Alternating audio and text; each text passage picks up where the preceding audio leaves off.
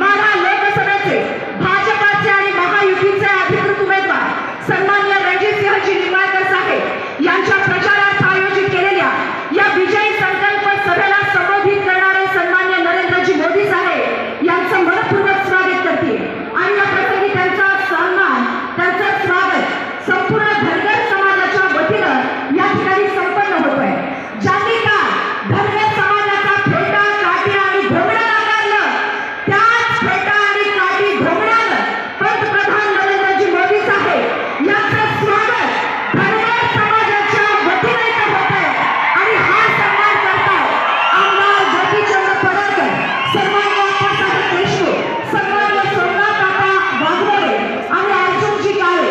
धनगर समाजाच्या वतीनं सन्माननीय पंतप्रधान नरेंद्रजी मोदी साहेब यांचा यथोचित सन्मान, त्यांचा आदर इथे होतोय।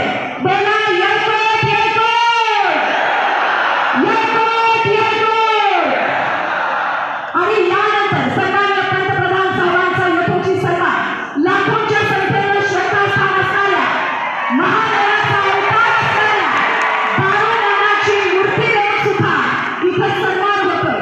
मी सन्माननीय आजच्या या कार्यक्रमाचे सर्वच मंचावरती उपस्थित असणारे महायुतीचे पदाधिकारी आपल्याला विनंती करते, महादेवाचा अवतार म्हणून गणल्या गेलेल्या आणि लाखोंच्या भक्तांच्या साक्षीनं बाळूमामाची मूर्ती आपण इथं देतोय आणि त्याचबरोबर संपूर्ण भारताचा आर्थिक कणा ज्याच्यावरती आधारलेला असेल शेतकरी आणि बळीराजा म्हणून सुद्धा सन्माननीय प्रधानमंत्री साहेबांचा सन्मान होता। आमदार वदनदादा शिंदे, आमदार संजय मामा शिंदे आणि उपस्थित सगळ्या मान्यवरांच्या शुभ हस्ते हा सन्मान इथं संपन्न होतोय।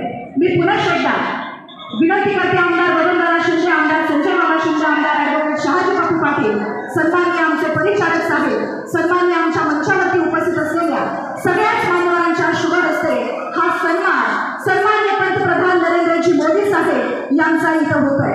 आमदार गोपीचंद